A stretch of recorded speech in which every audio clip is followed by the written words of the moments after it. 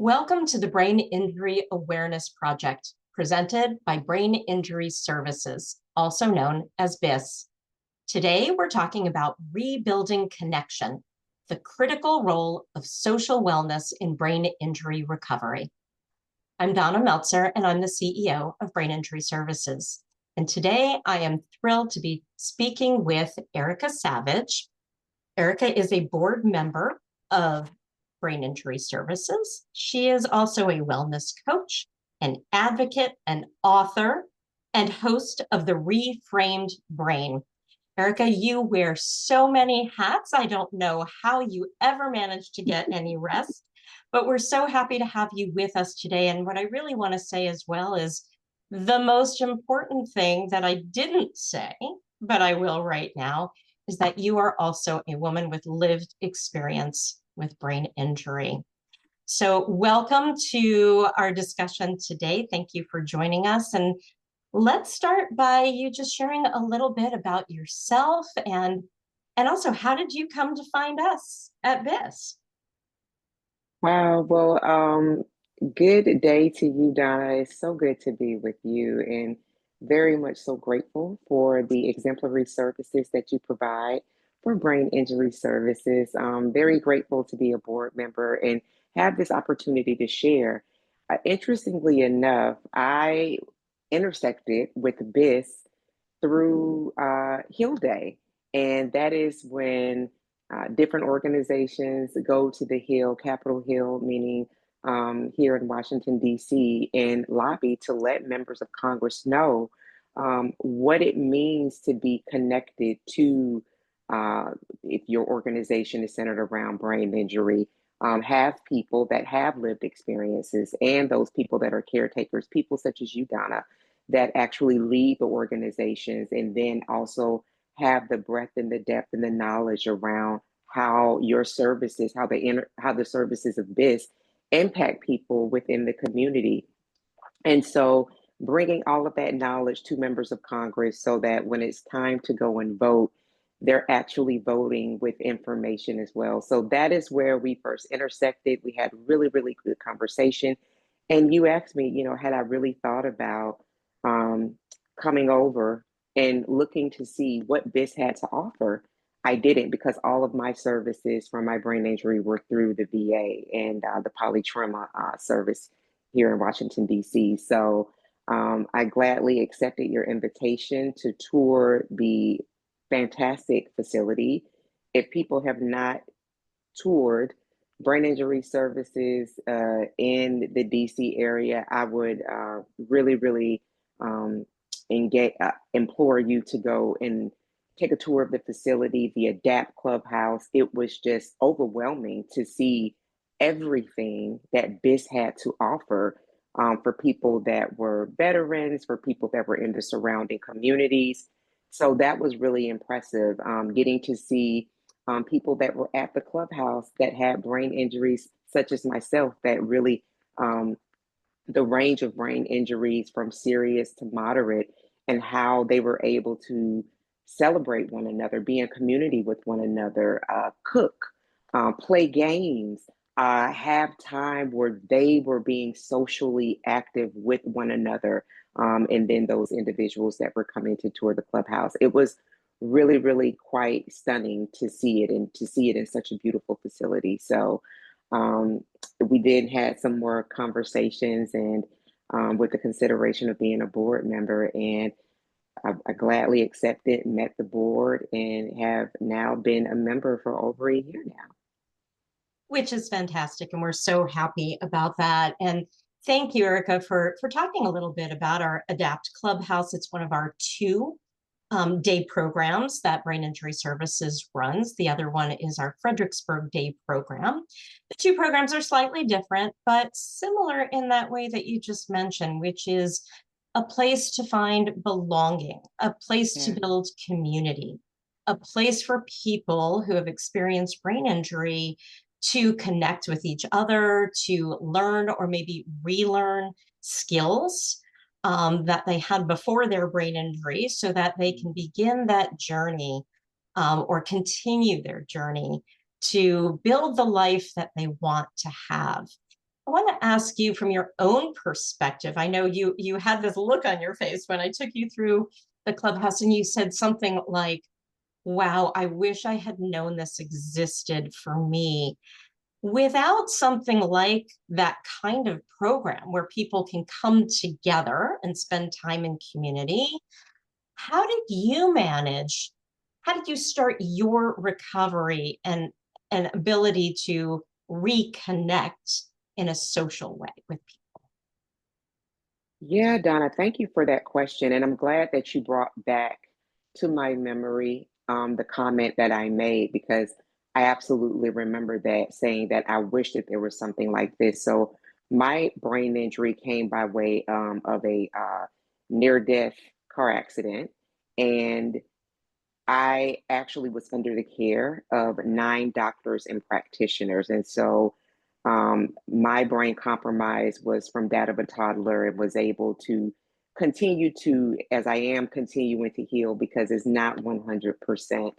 And so, in that, when I bring up all of the care team that I had, I received home health care services. And so I was one of the youngest patients. I was the youngest patient that they had. So my sense of community, my sense of interaction came from home health care. It came from the doctors, practitioners, therapists that I intersected with. It was the people, friends of mine, people that I was in community with. But then that was very limited, Donna, because though I had been taken out of my career, they had not. So they had work lives, they had familial lives, they had, I worked in politics at the time. So they still had that level of demand on their life. I didn't anymore. I was effectively removed by way of the accident from the work that I had known and come to love for many, many years. So my honest sense of community was with my home healthcare aides, and I wore their ear down. So when I said to you, and I didn't share this part, after visiting the clubhouse and I went back home, I wept. And it was tears of joy. And it was also just seeing people who, like myself, were at a very, very vulnerable place, because brain injuries are very isolating. It almost feels as though no one understands, while we inside of ourselves have a remembrance of some of how we used to be, but there is a nature that has been created where we're actually having to walk through healing in real time, as we look forward, as we look to get to a place that is um, that is tolerable for us. For me, it was, I wasn't able to be around a lot of people in the way that I used to be. I would tire out very easily. I wasn't able to cook and prepare my own meals. I wasn't able to do laundry. And so when I was able to do those things at the Adapt Clubhouse, there are people, there are therapists that are there to celebrate them. All of the other folks that are within the community that are there to celebrate them. For me, it was usually just me and maybe my home health aide, and then me talking to my other doctors or speech pathologists to say, oh my gosh, I was able to read 2 pages of a book and the words weren't jumping up and down. So having something like the Adapt Clubhouse, where the wins, which may seem very small, particularly depending on where a person is in their brain injury, but to have a community of individuals that are able to celebrate with you those milestones, the movement into, wow, I actually was able to do something that resembled a level of work that I used to do. And I felt like I was contributing to being a productive adult. That's powerful, to have a community of people like that. So yes, when I mentioned after the wonderful, wonderful tour that you afforded me through the Adapt Clubhouse, that I wish that there was something like this. I wish that I had people who understood and could celebrate with me, and then also help me to move forward in a way that was not isolating and not having to actually fight that on a continual basis, because there are people that understand what it means to have a brain injury. Right, right. That's so important. Thank you for sharing that. And I also want to add, you know, we have at Brain Injury Services a case manager who specializes in working with veterans. That also may have been something you were not aware of, but it's a beautiful partnership that we do have with the VA community. We don't provide the same healthcare services. We're not a healthcare organization, right? We are there post-acute healthcare needs to really help people on their journey. But how can we, as Brain Injury Services, do better, perhaps, in communicating what we do and collaborating more with veterans in our communities? We know that Virginia has a very large number of veterans living throughout Virginia, but in particular also in Northern Virginia. What else might we do to, you know, better share with people that we have this space and we have some specialty in being able to support veterans?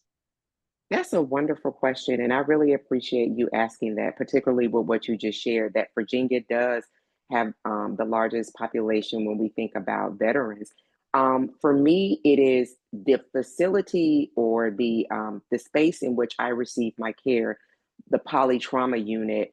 There are only 23, I believe, of those. It's not even 30 of those that are across the United States. And what the polytrauma care does is it provides a suite of services so that that veteran also has a case manager and whatever service that are needed, kinetic, acupuncture, home health care, occupational, all of the different therapies, they're all together. All of the providers are talking to one another. So one of the benefits of living in the DC area is that there's proximity to that. So I would say for BIS, to have conversations with the chief of the polytrauma care unit there to say that we're a partner for you all. And so we would love to be able to have our services, the services that we make available, widely known to your polytrauma care unit for the people that live in the Virginia area. This is the day program we have. And in the day program, these are the activities that happen throughout the year, helping people. Because when I think about speech pathology, language and speech pathology, well, for somebody who um, would require some practice around that, some of the work that may be available there with picking up the phone and having conversation with people would also help around that, help with the communication, help individuals feel like you still have significant value, not just because you're a veteran, but also because you're a human as well. And we look at you, we look at the holistic human. So I think that that part, particularly with the Adapt Clubhouse being a day program, would be something that particularly the polytrauma team, as they expand and they look for new and different ways to be of service to veterans, would definitely be very helpful. That's Yes. excellent advice. Thank you for sharing that. We have certainly had some conversations like that, but clearly there's always more to be done, right? Mm-hmm. So let's talk a little bit about defining social wellness, because it is Social Wellness Month, and I know that's important to you. And being well looks a little bit different probably for everybody, right? Can you share a little bit from your perspective and in your journey to recovery? What does social wellness look like for you? Yeah, and I'm glad you brought that forward. It is Social Wellness Month, and that was started in the early 2000s, really around prioritizing mental health and social relationships, interactions. And I think that that is something that BIS does really well through particularly the adaptive clubhouse.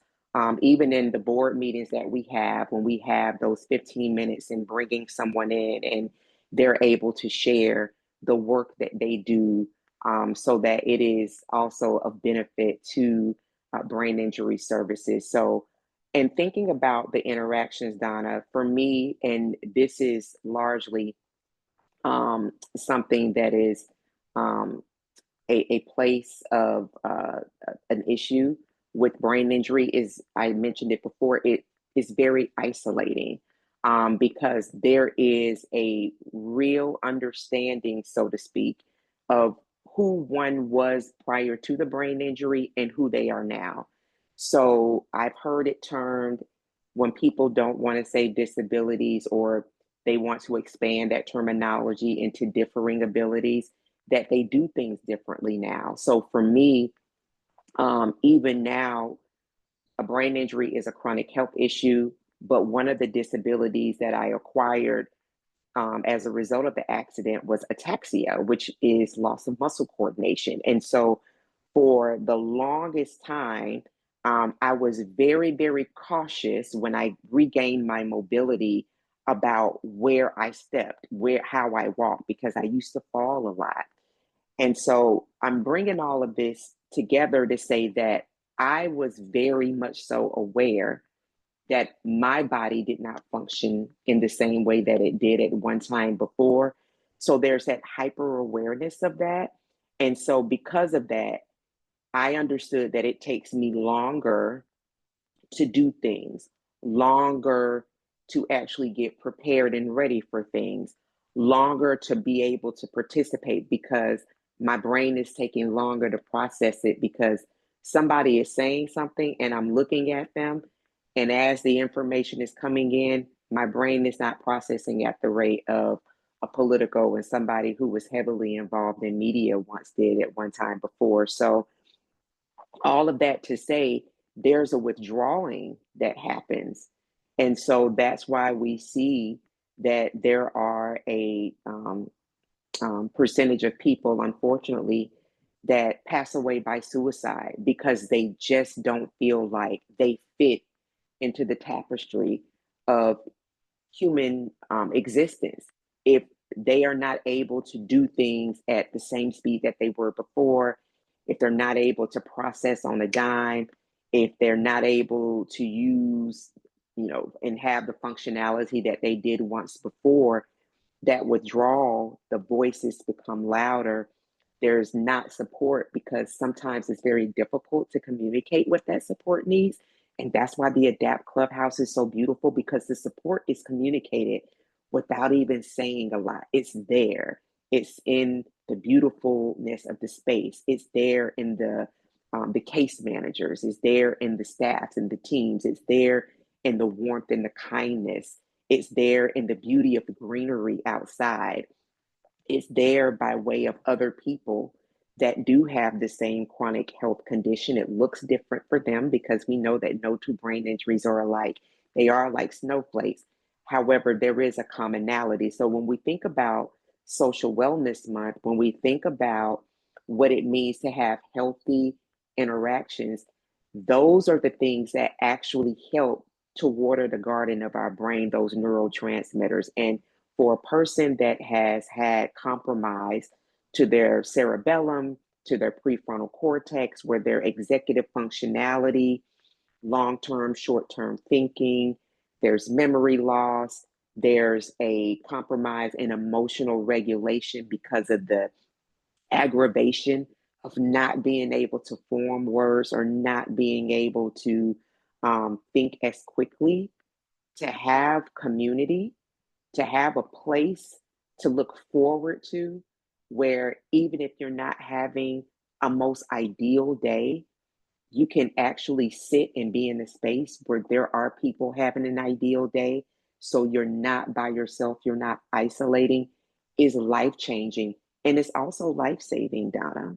So, Social Awareness Month is particularly as we look at children getting ready to go back to school, people on vacations, but in terms also of brain injury, of really having the awareness that the month of August is generally when there's a higher rate of death by suicide. So it would behoove each of us, brain injury or not, because no one has to have a brain injury to have the understanding of human connection is very much so connected to longevity and quality of life. I love that term that you used, watering the garden of your brain. Mhm. That just for me describes something that is so important for every individual with or without brain injury, right? Mhm. Um, but you also just mentioned something that I was not aware of, that the month of August has a higher statistical rate of suicide. I was not aware of that. So thank you for bringing that up. And that makes me really think about some of the other really critical services that we offer at BIS, including mental health counseling. We're one of the few brain injury service provider agencies that has expanded into mental health counseling. And in fact, our program is growing because we have wait lists. Um, I'm sure you can share with our audience here just how powerful it is to have that one-on-one time, whether it's for yourself or maybe even for if there's a spouse or a partner or an adult child. People with brain injury come in all shapes and sizes and ages, and you don't come alone, you come with a support system. So can you talk a little bit about how you might connect or where you think that mental health counseling fits in with the recovery journey? Oh, it's essential. It's the reason that I am alive. Because again, I'll continue to mention it throughout. Brain injuries are notoriously isolating. And so I have, and I continue those services even now. It's been 4 years since my accident. And so I'm still a polytrauma care patient. And I'm so, so blessed to have had a mental health team and have the mental health team, which I primarily now weekly see my neuropsychologist, who's able to really help me to interrogate as my brain continues to heal thoughts and patterns and thought logs and expressions that I had not really thought about, but they actually do carry and kind of weave deeper meaning into what I'm experiencing. So as we talk about social wellness month, and that it is a month that is focused on mental health and well-being, and that BIS does have a service provider that is made available, it is essential because one of the things that mental health counseling, we all are connected to mental health because we have one of the smaller organs that actually gives instruction to the rest of our body.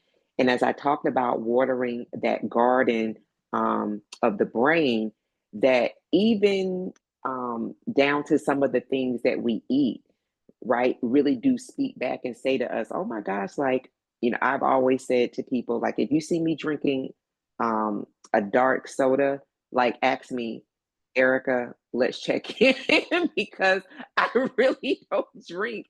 I don't drink. But if there is a dark, bubbly soft drink in my hand or in my glass, check in and ask me, hey, let's talk about what's going on. So it's even things like that that are indicators for each of us around how we're experiencing life at the moment. Is there something that we would like to talk to? So mental health, when we think about it, is something that touches all of us.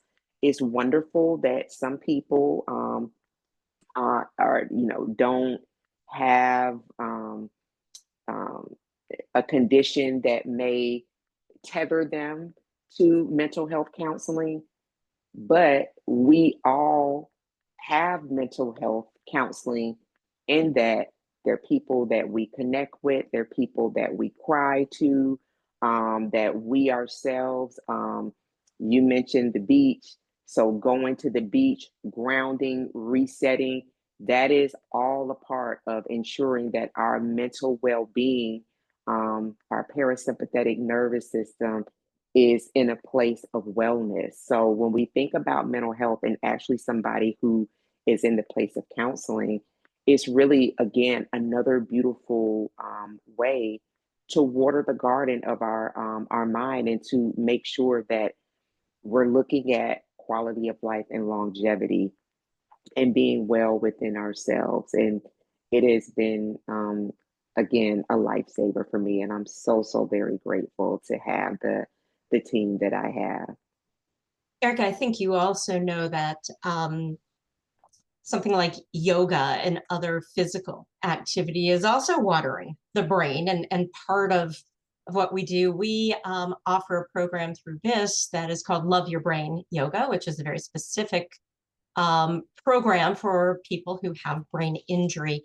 I don't know if you've ever participated in that. No, I have not, but that is going on the calendar.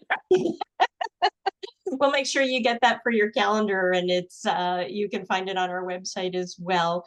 Information about that, but we do virtual yoga classes, little breaks during the day. But I know yoga is another way to do that mind-body connection for wellness. And if you're practicing yoga in concert with others, that can also bring a social component, right? It's so setting and stealing. I share with people the first thing in the morning. I'm not having conversation with people. I'm in conversation with myself. I'm in my vertical relationship. And then I'm going into child's pose because it's really because everything has been in a fast. Um, Everything has been asleep along with me.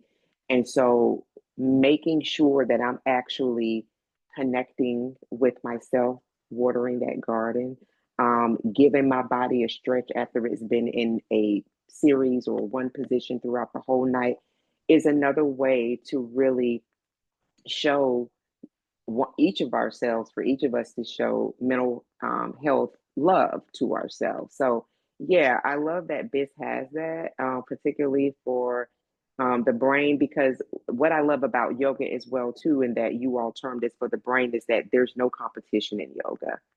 It really is That's about right. My yoga teacher slowing says down. competition is on your mat. That's it. That is absolutely it.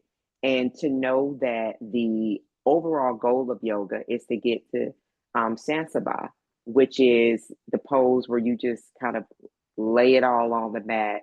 Some people found themselves asleep, but that's the overall goal of it. So if the overall goal is rest, and the positions and the stretching that we're doing is really bringing us to that place, it is just a wonderful, wonderful reminder of the value that we all intrinsically hold in just being. So, yeah. Right. So I'd like to get a little bit of your advice, your reflections, your vision that today might be really impactful for others who are maybe not as far along in their journey as you are. Um, so for survivors who are feeling isolated, you talked a lot about what isolation felt like for you, and probably for others, that that disconnection is very difficult to manage. So what would you suggest to others who might be listening today, whether there's somebody with lived experience or maybe a family member or caregiver? How do we combat the isolation when we have a brain injury? Yes, thank you so much for that. And thank you for bringing up the caregiver again, too, because that can lend itself to an unseen space in someone's life. So I want to say to those that have brain injuries, for those that are in caregiving positions, because a brain injury in and of itself is an invisible injury. And so then a person that is caregiving is uh, um, navigating a human who is navigating something that is unseen that you are seeing. So definitely want to say that. And one of the things that I share through the Reframed Brain is that everything that we do is one beautiful breath at a time, because that's really what we have in the present is our breath. So to look at me is to look at somebody who, number one, was afforded polytrauma care with 9 doctors and practitioners. I know that I am absolutely blessed to have had those and have those level of services. So there's no comparison in that. If it is difficult for someone to get out of bed, if they feel misunderstood, if it's been a lot of stop and start, to say that that's okay too, that there's a way that we almost all must find. If they're in the area of which BIS services, I would say I would it would be such a wonderful, wonderful, wonderful way to speak back to yourself in terms of, I'm taking one step, I'm taking one breath, is to contact BIS. You have community, you have support. And as someone who has the lived experience, as someone who has spent time in the ADAPT Clubhouse, as someone who has watched this go to Capitol Hill and to make it known to members of Congress why you are important, I would say meet this. So contact Brain Injury Services. And if there's something that perhaps you might not get the answer that you were thinking, keep asking questions, because you're going to get oh, wow, okay, well, here's where I can fit. So call Brain Injury Services and see what is available to you. Northern Virginia and Fredericksburg, they're surrounding counties, but call BIS and see what's available to you. Really, really great people that are on the phone. So you'll be met with someone who takes care as far as conversation. So I would say contact Brain Injury Services. And then I would also say one thing that the brain needs is, or a couple of things that the brain needs. So a few things, let me back that up, a few things that the brain needs. The brain needs hydration, so water. So please, please, please drink water, good old filtered water. The second thing that the brain needs is it needs movement. So even if you're in a chair, if you're using assisted devices, if you feel more comfortable with having someone to make sure that you're going to be well, please ask for support, because that's another part of the brain injury that usually keeps people in the place where they're not experiencing what they're seeing other people experience. I was one that was, I got it, I got it, I got it. My brain injury taught me to ask for help.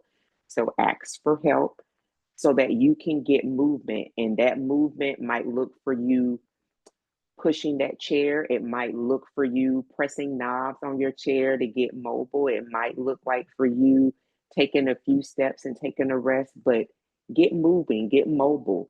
Even if you have the ability to move your arms, move your arms. If you have the ability to flutter your legs, flutter your legs. If you have the ability to move your torso, do that. And then the third thing, if you have the ability, if you have the mobility, do it outside. Your brain loves nature. That is what it is intimately connected to.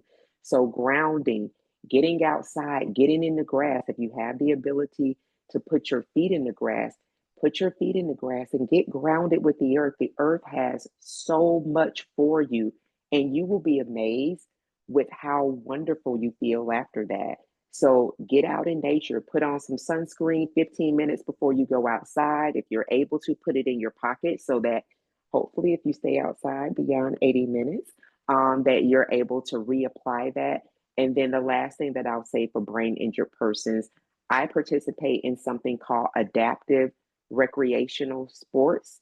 And it is a therapy that helps me, because I was an athletic person before, that helps me get back engaged outside. So if you were one who enjoyed cycling or perhaps never thought you'd cycle, there are bikes that can be fitted for you so that you could actually enjoy the outdoors again. Recumbent bikes, there are all kind of bikes. I have seen bikes in people who have differing abilities and they fly. You can surf. If you've not thought about it, you can do it. Bowling. There's so many different activities that you can do that will actually be of benefit for you. And for caretakers, please, please, please know that you are seen, that caretaking is a special gift. And so contact BIS, because BIS may be able to provide you with resources with groups of people that are caregivers as well, so that then you can be in community with them, go to lunch with them, and not always discuss caregiving, but perhaps discuss activities that you enjoy doing.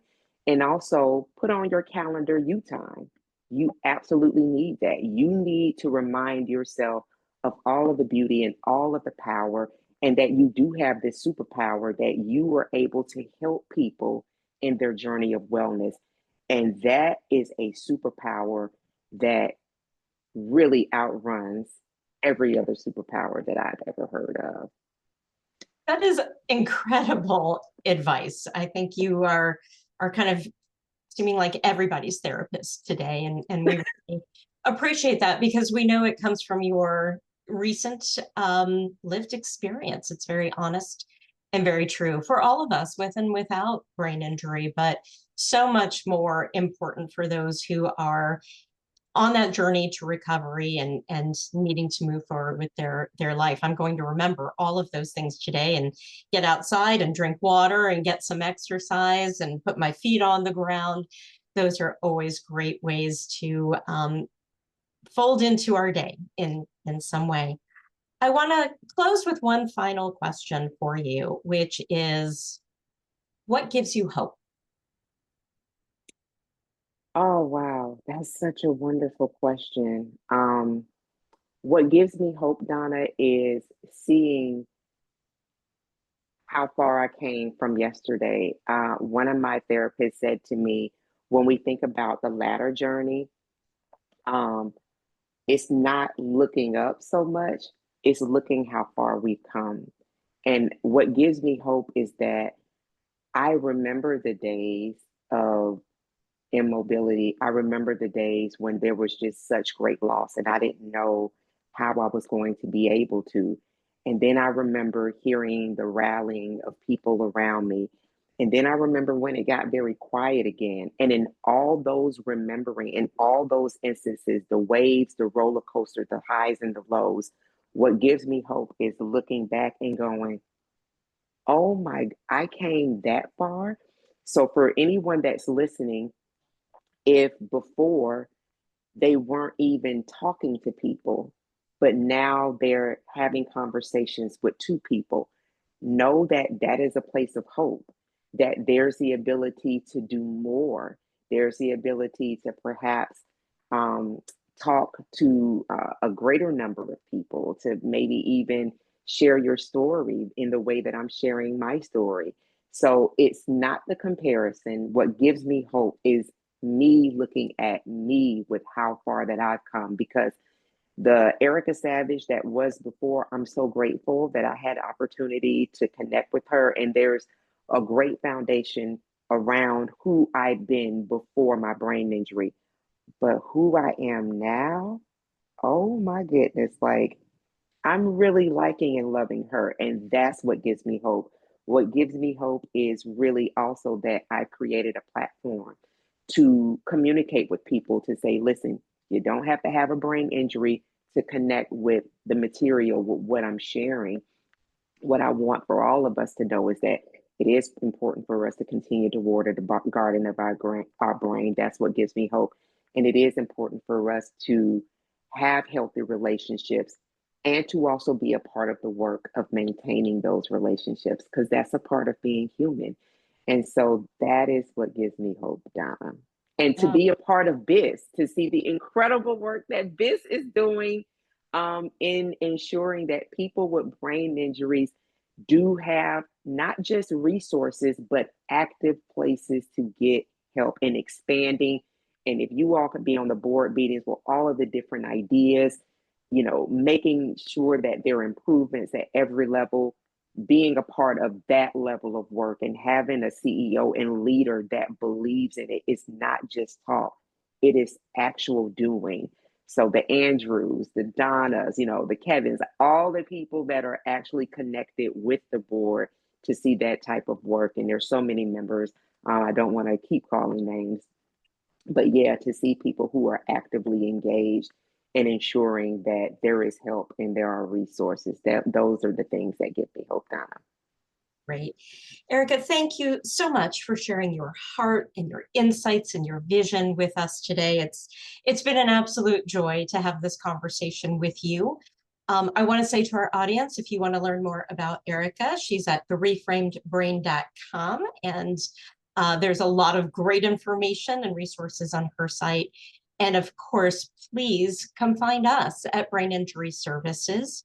You can find us through our website at www.braininjurysvcs.org.